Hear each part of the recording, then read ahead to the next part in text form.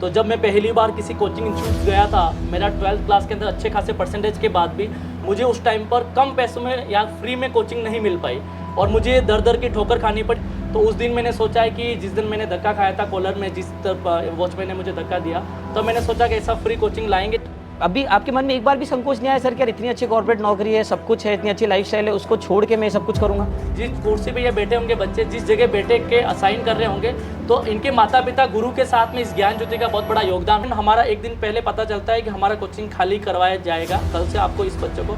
उस टाइम हमारे पास 3,500 बच्चे थे और इस टाइप से 3 फ्लोर हमारे पास चलते थे। इनडायरेक्टली हम पे इस बात को लेकर प्रेशर था, कल हमें कोचिंग खाली करना है। आप लिटरली बिलीव नहीं करेंगे, बहुत सारे बच्चों के आंखों में आंसू थे, इंक्लूडिंग हमारे आंखों में भी आंसू थे। वो बच्चे सब के सब गंगूकुंड के गार्डन जहाँ कुत्ते बैठे रहते हैं, जहाँ शमशान घाट है राजा महाराजा के, वहाँ पर लोगों ने, बच्चों ने खुद ने सफाई की और खुद बिना दरी से बैठे और एक नॉर्मल जो एक होता है बिना वाइट बोर्ड किसी बच्चे के पास पड़ा था, वो घर से लाया, मार्कर उसके पास था और हमने पढ़ाया।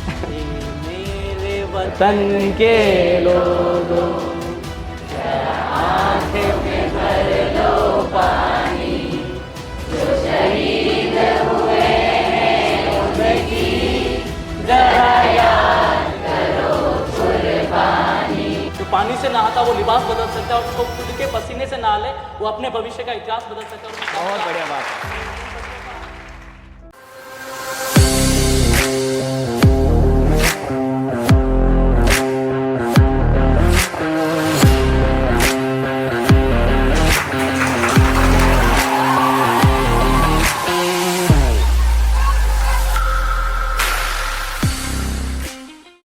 जय हिंद, वंदे मातरम। मेरा नाम है आत्मज्ञ उपाध्याय और हमारे भारत के स्वतंत्रता दिवस यानी कि इंडिपेंडेंस डे की आप सभी को हार्दिक शुभकामनाएं। एक देश आज़ाद होता है सरहदों से नहीं, बल्कि एक देश आज़ाद होता है वहाँ के लोगों के विचारों से। एक देश आज़ाद होता है वहाँ के लोगों के योगदान से। एक देश आज़ाद होता है वहाँ के लोगों के इस देश के लिए कुछ कर गुजरने के जज्बे से। तो ऐसे ही लोगों को हम हमारी भाषा में कहते हैं अनसंग हीरोज़, और इन्हीं अनसंग हीरोज़ की अनसंग कहानियाँ हम सेलिब्रेट कर रहे हैं, यानी मैं और उदयपुर ब्लॉग सेलिब्रेट कर रहे हैं हमारी सीरीज़ में, जिसका नाम है unsung heroes the inspiring stories of Udaipur. So हमारे आज के जो गेस्ट हैं, आज हमारा पहला एपिसोड है और हमारे पहले एपिसोड के जो गेस्ट हैं वो अपने आप में एक काफ़ी इंस्पिरेशनल कैरेक्टर है, अपने आप में काफ़ी इंस्पायरिंग स्टोरी है। ये एक ऐसे क्रांतिकारी है जिन्होंने बहुत सारे बच्चों के जीवन में ज्ञान की क्रांति लाई है, बहुत सारे बच्चों के जीवन में ज्ञान का उजाला लेकर आए हैं। तो आप सभी की तालियों के बीच मैं बुलाना चाहूँगा, पर उससे पहले मैं आपको बताना चाहूँगा कि चाहे कोटा फैक्ट्री के जीतू भैया हो या सुपर 30 के आनंद सर, ऐसा लगता है कि सारे कैरेक्टर बस इन्हीं की परछाई है। तो आइए आप सभी की तालियों की गड़गड़ाहट के बीच हम बुलाते हैं हम सभी के प्यारे ज्ञान ज्योति सेवा संस्था के संस्थापक श्रीमान राहुल मेघवाल सर का।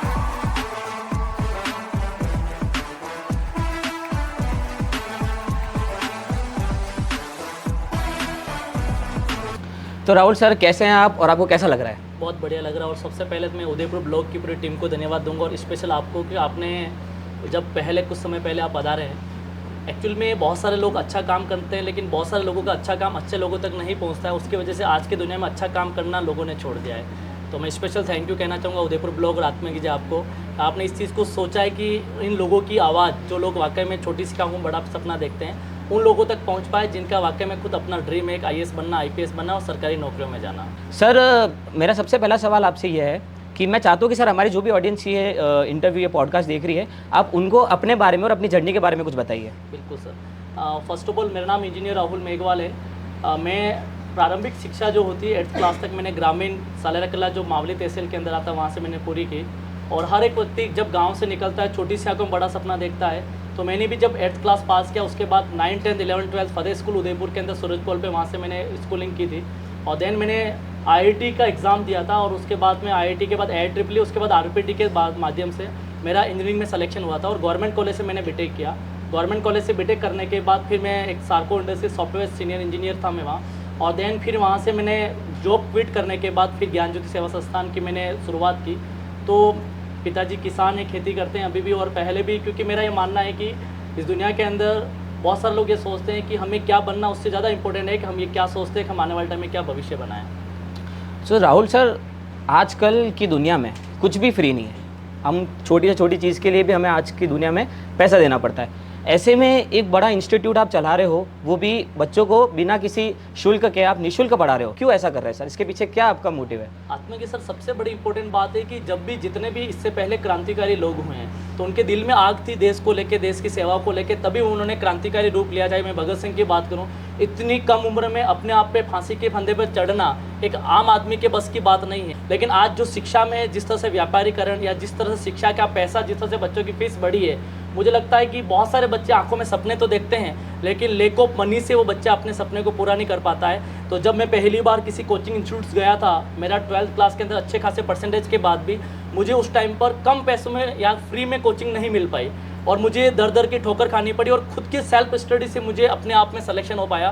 तो उस दिन मैंने सोचा है कि जिस दिन मैंने धक्का खाया था कॉलर में, जिस वॉचमैन ने मुझे धक्का दिया, तो मैंने सोचा कि ऐसा फ्री कोचिंग लाएंगे जिसमें काफ़ी बच्चे, चाहे वो किसी भी जाति व धर्म से हो, किसी भी परिवार से हो, उसका सपना हो मुझे कुछ आगे बढ़ना है, वो ज्ञान ज्योति सेवा संस्थान है, उसकी शुरुआत थी और आज आपके सामने जिस तरह देख पा रहे हैं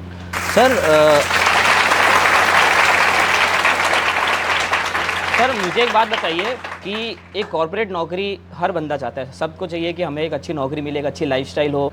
अभी आपके मन में एक बार भी संकोच नहीं आया सर कि यार इतनी अच्छी कॉर्पोरेट नौकरी है, सब कुछ है, इतनी अच्छी लाइफस्टाइल है, उसको छोड़ के मैं सब कुछ करूँगा? मैं बहुत अच्छे महापुरुषों की थ्योरी पढ़ता हूँ, उनकी बायोग्राफी पढ़ता हूँ। आप बिलीव नहीं करेंगे, जब मैं कॉर्पोरेट नौकरी छोड़कर वापस पे back to pavilion Rajasthan Udaipur आया था, मुझे ऐसा लगा कि मैं मेरा टाइम, क्योंकि 24 घंटे सबके पास होते हैं, मैं मेरा 2 या 5 घंटे टाइम इन बच्चों को दे पाया जिन बच्चों के सपने मेरे जैसे सपने थे जब मैं 12th क्लास में था। तो मुझे लगता मेरा टाइम आने वाले टाइम में इतना मल्टीप्लाई हो पाएगा। जिस कुर्सी पे ये बैठे होंगे बच्चे, जिस जगह बैठे के असाइन कर रहे होंगे, तो इनके माता पिता गुरु के साथ में इस ज्ञान ज्योति का बहुत बड़ा योगदान हो। एक इंस्टीट्यूट को चलाते वक्त बिजली के बिल होते हैं, पानी के बिल होते हैं, जगह का रेंटल होता है, ये सारे खर्चे भी तो उठाने पड़ते हैं कि ये पॉसिबल कैसे हुआ सर? मेरा ये मानना है कि जब गुरुकुल हुआ करता था, बिना फीस से बड़े बड़े राजा महाराजा के बच्चे वहाँ गुरु के सामने बैठकर पढ़ते थे। शिक्षा के लिए दिखावा नहीं चाहिए।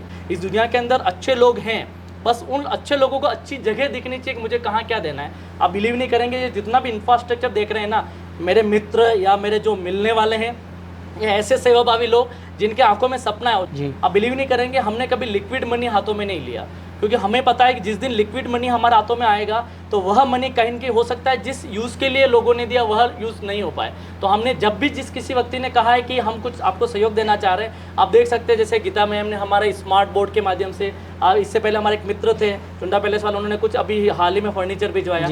सर होता ऐसा है कि काफ़ी लोगों के पास फैसिलिटीज़ होती है, कुछ लोग फैसिलिटीज़ होने के बावजूद भी नहीं पढ़ पाते और कुछ लोग बिना फैसिलिटीज़ के भी बहुत कुछ कर जाते हैं, और यही चीज़ आपके बच्चों ने एक बहुत ही बड़ा उदाहरण यहाँ पे पेश किया है। तो मैं एक बार आपके बच्चों के लिए भी बहुत तालियां बजवाना चाहूँगा। मैं चाहूँगा कि इन बच्चों का भी पूरा, इन बच्चों ने भी बहुत कुछ किया आपके इंस्टीट्यूट के लिए, आज जहाँ तक आप पहुँचे इन बच्चों ने भी काफ़ी योगदान दिया है सर। सेकेंडरी जो बात आपने कही कि जिस तरह से कोचिंग स्टार्ट हुआ, कितने बच्चे पढ़े, हमारे पास अलग अलग तरीके से बच्चे आते हैं। जैसे 12th पास करते हैं बच्चे तो BSTC को लेकर एक एग्ज़ाम होता है, PTT को लेकर, उस टाइम में 3 महीने का एक एग्ज़ाम पीरियड चलता है, तो उस टाइम पे बच्चे पढ़ते हैं। उसमें लगभग 3 से 4 हज़ार बच्चे हर साल हम पढ़ाते हैं, और क्योंकि उसमें मैराथन क्लास भी लगती है, कुछ बच्चे 10 दिन के लिए आते हैं मैराथन के लिए। ऐसे करके हमने बैच, चाहे ऑफलाइन हो चाहे ऑनलाइन हो, लगभग 41,600 बच्चे हमने पढ़ाए हैं। बहुत सारे लोग हमें भी कहते हैं कि सर आपका फ्री कोचिंग है तो आपके यहाँ गरीब बच्चे पढ़ते होंगे। मैं कभी नहीं कहता कोई बच्चा अपने आप में गरीब हो। गरीब वह है जो कार्य नहीं करना जानता है, गरीब वह है जो पढ़ाई नहीं करना जानता है। मेरे मायने में हमारे बच्चे दुनिया में सबसे बड़े अमीर बच्चे शिक्षा में, जो यहाँ इस बदौलत इस सपोकेशन में पढ़ रहे हैं और भविष्य को बना रहे हैं। आपने मुझे बताया था कि एक बार आप जब आप पहले शमशान के वहाँ पे पढ़ाते थे, तो वो पूरा जो इंसिडेंट हुआ था सर, उसके बारे में हमें कुछ बताइए। जब हम गंगू कुंड की बात से जर्नी को हम स्टार्ट किया, तो उससे पहले हम ऑफा एजुकेशन इसी लैंडमार्क पर एक जगह पड़ती है, तो वहाँ पर हमने एक कंप्यूटर इंस्टीट्यूट चलता था, तो वहाँ से हमने निवेदन किया, उन्होंने हमें एक स्पेस अवेलेबल कराया और उनको भी पता था हमारे थीम किस टाइप की। कुछ दिन बाद निकले तो कुछ समय में क्या बात हुई क्या नहीं, मैं नहीं उस पर जिक्र नहीं करूँगा, लेकिन कोइंसिडेंट हमारा एक दिन पहले पता चलता है कि हमारा कोचिंग खाली करवाया जाएगा कल से आपको इस बच्चों को। उस टाइम में हमारे पास 3,500 बच्चे थे और इस टाइप से 3 फ्लोर हमारे पास चलते थे। इस जैसे आपने एक फ्लोर में, आप बेसमेंट में, तो जब 3,000-3,500 बच्चे के आसपास हमारा उस टाइम पे STC के बैच चल रहा था। अभी मौसम इस टाइप का था बारिश का, तो लैंडलॉर्ड आता है और हमें डायरेक्ट कहते हैं, क्योंकि उनका हमने जिनसे ले रखा उनके साथ कुछ बात थी, तो वो बात नहीं बन पाई, तो इनडायरेक्टली हम पे इस बात को लेके प्रेशर था कल हमें कोचिंग खाली करना है। आप लिटरली बिलीव नहीं करेंगे, बहुत सारे बच्चों के आंखों में आंसू थे, इंक्लूडिंग हमारे आंखों में भी आंसू थे, क्योंकि इतनी मेहनत के बाद कोई इतनी बड़ी तपस्या करने के बाद इतना क्राउड इकट्ठा करे और छोटी मोटी गलतियों की वजह से, छोटी मोटी बात की वजह से इतने बच्चे बिना छत के हो जाए। सोच के चलो कल तक हमारा आशियाना था और किसी चिड़िया का आशियाना टूट जाए तो उसके दिल पर क्या बीतेगी, वही बात हम पर थी। दूसरे दिन बच्चों को हमने पूछा, उसी दिन मैसेज के माध्यम से ग्रुप में, कल आपकी कोचिंग बंद रहेगी। आप बिलीव नहीं करेंगे, जब बच्चों ने पूछा सर बिना कारण से एक दिन सडनली छुट्टी रखना क्या कारण रहा, तो हमने कहा कि इस तरह से बिल्डिंग का कोई इश्यूज़ है। तो उन्होंने कहा सर आज जिस तरीके से हमें जब ज़रूरत थी आपने हमें पढ़ाया, 10 घंटे खड़े रहे, 5 घंटे खड़े रहे, लेकिन आपने हमारा टाइम दिया। लेकिन आज ज्ञान ज्योति को ज़रूरत है तो हम भी आपके साथ हैं। और आप बिलीव नहीं करेंगे, लिटरली सुबह 5:30 बजे, क्योंकि उस टाइम पे 5:30 बजे सुबह मॉर्निंग में बैच चलता था कांस्टेबल का, वो बच्चे सब के सब गंगूकुंड के गार्डन जहाँ कुत्ते बैठे रहते हैं, जहाँ शमशान घाट है राजा महाराजा के, वहाँ पर लोगों ने, बच्चों ने खुद ने सफाई की और खुद बिना दरी से बैठे, और एक नॉर्मल जो एक होता है बिना वाइट बोर्ड किसी बच्चे के पास पड़ा था, वो घर से लाया, मार्कर उसके पास था और हमने पढ़ाया। और लगभग 2.5 से 3 महीने उस जगह पढ़ाया। और जब बारिश आई तो वहाँ सुबह मॉर्निंग वॉक करने वाले कुछ बुजुर्ग थे, उन्होंने बोला यार इस तरह की व्यवस्था कोई कर रहे हैं टीम मिलकर तो हमें भी इनमें सहयोग करना चाहिए। उन्होंने तरपाल लगाया। लेकिन बच्चों की शक्ति जब लगती है ना, तो ज्ञान ज्योति आज एक बहुत बड़ा वट वृक्ष बना है, जो आज बच्चों के बीच में एक छाया दे पा रहा है और भविष्य बना पा रहा है। बिल्कुल। पर उससे पहले मैं आपको सर एक चीज़ दिखाना चाहूँगा। हम लोगों ने, यहाँ के जो बच्चे हैं उन सब ने और हम सब ने मिलकर आपके लिए कुछ बनाया है सर, वो मैं आपको दिखाना चाहूँगा और फिर मैं उस पर आपका रिएक्शन लेना चाहूँगा। ज्ञान ज्योति संस्थान के बारे में मैं बताना चाहूँगी कि आपने कोटा फैक्ट्री देखी होगी, उसमें जो जीतू भैया का जो रोल था वो ही रोल सेम राहुल सर में नज़र आता है, वही झलक उनमें दिखाई देती है, वही मोटिवेशन, वही डेडिकेशन, वही पढ़ाने की क्षमता और जो बच्चों को समझने की, उनको कैसे टैकल किया जाए, ये सारी चीज़ें जो हैं उनमें हमें हूबहू नज़र आती है और हमें पढ़ने का एक अलग ही मोटिवेशन मिलता है। ओके।